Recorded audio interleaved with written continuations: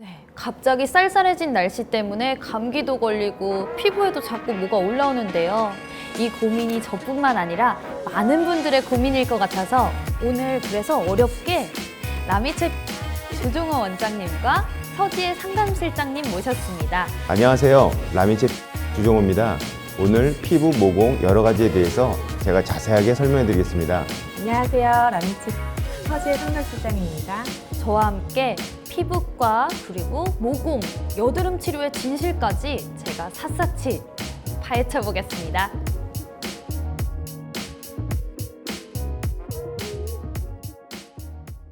사실 여드름은 치료가 가능하지만 모공은 치료법이 없다 이런 말을 너무 많이 들었는데 그 와중 제가 탄산수 세안이 모공에 좋다는 말을 들었거든요. 이거 정말 효과가 있을까요? 모공이 늘어나는 것은 저희가 깃뚫고 피어싱을 해서 넓히는 것과 같기 때문에 탄산수가 도와준다고 생각하진 않습니다. 완전히 불가능한 얘기예요. 그러니까 모공이 넓어진다는 것은 두 가지로 생각할 수 있을 것 같아요. 오래 지난 것들은 대부분 안에 그 섬유화가 돼 있어서 딱딱해진 상태예요. 그러니까 이 상태에서는 다른 외부적인 어떠한 물리적 자극을 통해서 이게 돌아가기는 매우 어려워요. 더군다나 피지가 꽉 차 있는 경우에는 실질적으로 병원에서 시술한다고 하더라도 좁아질 수가 없겠죠. 안에 뭐가 들어있으니까. 오래된 모공은 탄산수 같은 물리적인 자극으로는 변화되지 않을 거고요. 더군다나 안에 피지 같은 게 들어있으면 더더욱 효과가 없을 겁니다. 그러면은 찬물 세안도 마찬가지로 효과가 없겠네요. 전혀 없죠. 찬물로 만약에 세안을 해서 모공이 축소가 되고 유지될 거라면 뜨거운 물로 세안하면 늘어나야 돼요. 그럼 반대로 모공이 줄어드는 건 어렵지만 늘어나는 거는 좀 쉬울 것 같은데요. 혹시 프라이머를 많이 바르면은 이 프라이머가 계속 모공에 끼면서 모공이 잘 늘어나나요? 프라이머를 많이 바르는 것보다는 프라이머를 얼마나 오랫동안 지속적으로 바르고 있었느냐, 지속 시간에 관련이 있다고 생각을 합니다. 왜냐면은 피지가 그만큼 나올 시간을 줄여주는 거기 때문에 프라이머를 많이 바르는 것보다는 오래 바르는 게 더 영향을 미친다고 생각합니다. 프라이머 자체로 모공이 넓어지진 않지만 프라이머를 오랫동안 지속적으로 얼굴에 도포해 놓으면 내가 만드는 피지가 굳어서 경화가 되고 커져서 모공이 그대로 구축이 생길 가능성이 매우 높습니다. 사실상 모공 치료는 기간도 길다고 들었고요. 비용도 만만치 않아서 홈케어를 시도하는 분들도 굉장히 많을 텐데 이 홈케어는 정말 희망이 없는 걸까요? 홈케어로 모공을 완전히 줄이는 것은 불가능하고요. 홈케어가 도움이 될 수 있는 방법들은 뭐냐면 집에서 가능하시다면 압출이나 일주일에 한 번 각질 스크럽 정도 그렇게 해주시면은 쌓여있는 피지들을 조금 빠른 시간 안에 뺄 수 있는 그런 방법들이 있다고 생각합니다. 저는 없다고 얘기를 했는데요. 많은 분들이 모공 치료로 홈케어를 시작하는 시점이 이미 모공이 넓어져 있고 한참 유지된 그때예요.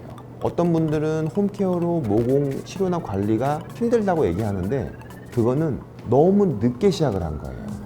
예를 들어서 피어싱을 한 지 25년 만에 피어싱을 한 구멍을 돌리겠다는 거예요. 홈케어로. 그것도 한 달 만에. 그래서 어렵다고 느끼는 거지.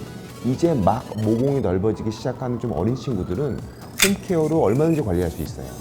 근데 넓어진 모공을 홈케어로 관리하기 시작하는 친구들의 나이, 대부분 20대 중후반, 이 친구들은 어렵다고 생각하시면 됩니다. 한 번 늘어난 모공은 절대 줄 수 없다. 이게 진실일까요? 모공이 이미 늘어난 지 오래돼서 구축이 됐다고 하면은 줄이는 게 조금 힘들 수는 있습니다. 하지만 피부과를 찾아서 빨리 피지를 배출을 도와주고 그리고 모공이 더 늘어나는 거를 막은 다음에 치료를 시작하면 그거는 충분히 가능하다고 생각합니다. 일단은 모공은 치료할 수 있어요. 두 가지를 일단 기억하시면 됩니다. 첫 번째로는 여태까지 모공이 넓어져 왔던 시간을 고려를 하시면 돼요. 대부분 5년, 10년 동안 모공이 넓어진 채로 사신 다음에 치료 시작한 지 2달 안에 변화되기를 바라는 것, 이게 조금 어려운 점이에요. 제 경험상으로는 치료 시작하고 7개월 정도 지나야지 모공이 변화되기 시작할 거고요. 두 번째는 모공을 줄이는 것과 비슷한 것이 넓어진 피어싱 구멍을 줄이는 것과 똑같아요. 피어싱을 뺀 다음에 한 1년 정도 안 쓰면 어떻게 되죠? 비슷해요. 일단은 그것을 봐야 되는데 피어싱과 좀 다른 점은 피어싱은 뺀 다음에 껴놓을 일이 없잖아요. 줄이고자 마음 먹었으면. 근데 모공은 매주 피지가 또 쌓여버려요. 따라서 피어싱 그 구멍을 줄이는 것보단 어렵긴 하지만 원리는 가능하고 충분히 치료해서 효과를 볼 수 있습니다. 그러면 과연 몸이 뜨거워서 얼굴이 쉽게 빨개지는 사람들 있잖아요. 그런 사람들은 훨씬 더 모공이 빨리 커지나요?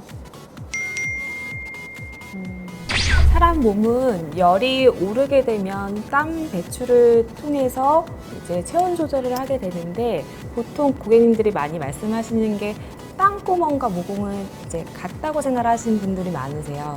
땅구멍이랑 모공은 다른 부분이고 열이 많다고 해서 모공이 이제 늘어나는 건 아니고 만약에 이제 모공이 늘어나고 염증이 만약 있으신 분들은 혈관 확장으로 해서 붉어지기 때문에 그런 것 때문에 연관관계가 있다고 생각을 많이 하시는 것 같습니다.